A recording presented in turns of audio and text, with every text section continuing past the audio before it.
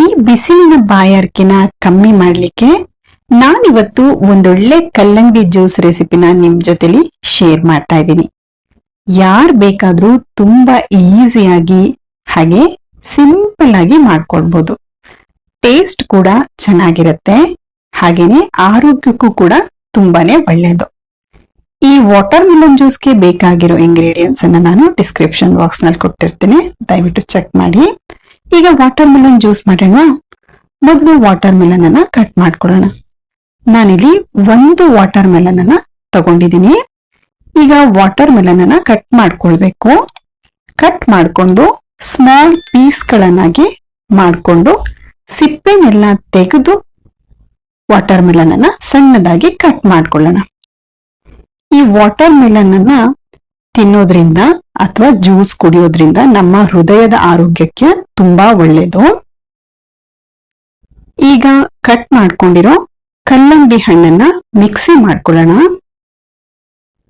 ಒಂದ್ ಮಿಕ್ಸಿ ಜಾರಿಗೆ ಕಟ್ ಮಾಡ್ಕೊಂಡಿರೋ ಕಲ್ಲಂಗಡಿನ ಹಾಕೊಳ್ಳಿ. 8 ರಿಂದ 10 ಪುದೀನ ಎಲೆಗಳನ್ನ ಆಡ್ ಮಾಡ್ಕೊಳ್ಬೇಕು. ಅರ್ಧ ಟೀ ಸ್ಪೂನ್ ಚಾಟ್ ಮಸಾಲ, ಹಾಗೇನೆ ಅರ್ಧ ಟೀ ಸ್ಪೂನ್ ಆಗುವಷ್ಟು ಬ್ಲ್ಯಾಕ್ ಸಾಲ್ಟ್ ಅನ್ನ ಹಾಕೊಳ್ಳಿ. ನಿಮ್ಮ ಸ್ವೀಟ್ ನ ನೋಡ್ಕೊಂಡು ಬೆಲ್ಲನ ಆಡ್ ಮಾಡ್ಕೊಳ್ಳಿ. ಕಲ್ಲಂಗಡಿ ಹಣ್ಣು ಕೂಡ ಸ್ವೀಟ್ ಇರತ್ತೆ, ಹಾಗಾಗಿ ಜಾಸ್ತಿ ಬೆಲ್ಲ ಬೇಕಾಗೋದಿಲ್ಲ. ನಾನಿಲ್ಲಿ 1-2 ಟೇಬಲ್ ಸ್ಪೂನ್ ಬೆಲ್ಲನ ಪುಡಿ ಮಾಡಿ ಹಾಕೊಂಡಿದ್ದೀನಿ. ಬೆಲ್ಲನ ಹಾಕಿ ಮಿಕ್ಸಿ ಮಾಡ್ಕೊಳ್ಳಿ. ಮಿಕ್ಸಿ ಮಾಡ್ಕೊಂಡ ಆದ್ಮೇಲೆ ಕಲ್ಲಂಗಡಿ ಹಣ್ಣನ್ನ ಒಂದು ಬೌಲಿಗೆ ಸೋಸ್ಕೊಳ್ಬೇಕು. ಕಲ್ಲಂಗಡಿ ರಸನ ಸೋಸ್ಕೊಂಡಾದ್ಮೇಲೆ ಇದಕ್ಕೆ ಅರ್ಧ ಲೆಮನ್ ರಸನ ಆಡ್ ಮಾಡ್ಕೊಡಿ.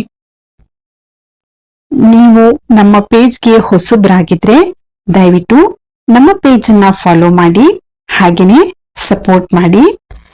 ಲೆಮನ್ ರಸನ ಹಾಕಿ ಚೆನ್ನಾಗಿ ಒಂದ್ಸಲ ಮಿಕ್ಸ್ ಮಾಡಿಕೊಂಡು ನೆನೆಸಿರೋ 1 ಟೇಬಲ್ ಸ್ಪೂನ್ ಆಗುವಷ್ಟು ಸಬ್ಜಾ ಸೀಡ್ ಅನ್ನ ಆಡ್ ಮಾಡಿಕೊಂಡು ಮಿಕ್ಸ್ ಮಾಡ್ಕೊಂಡ್ರೆ ಸೂಪರ್ ಟೇಸ್ಟಿ ಅಂಡ್ ಹೆಲ್ದಿಯಾದ ಕಲ್ಲಂಗಡಿ ಜ್ಯೂಸ್ ರೆಡಿ ಆಗತ್ತೆ. ನೀವಿನ್ನೂ ನಮ್ಮ ವಿಡಿಯೋನ ಹೊಸದಾಗಿ ನೋಡ್ತಾ ಇದ್ರೆ ದಯವಿಟ್ಟು ಬೇಗ ಬೇಗ ನಮ್ಮ ಚಾನೆಲ್ ಅನ್ನ ಸಬ್ಸ್ಕ್ರೈಬ್ ಮಾಡಿ, ಹಾಗೆ ಪಕ್ಕದಲ್ಲಿ ಬರುವ ಬೆಲ್ ಬಟನ್ ಅನ್ನ ಪ್ರೆಸ್ ಮಾಡಿ.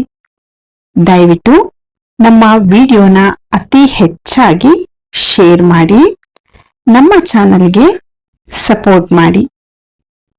Thank you for watching.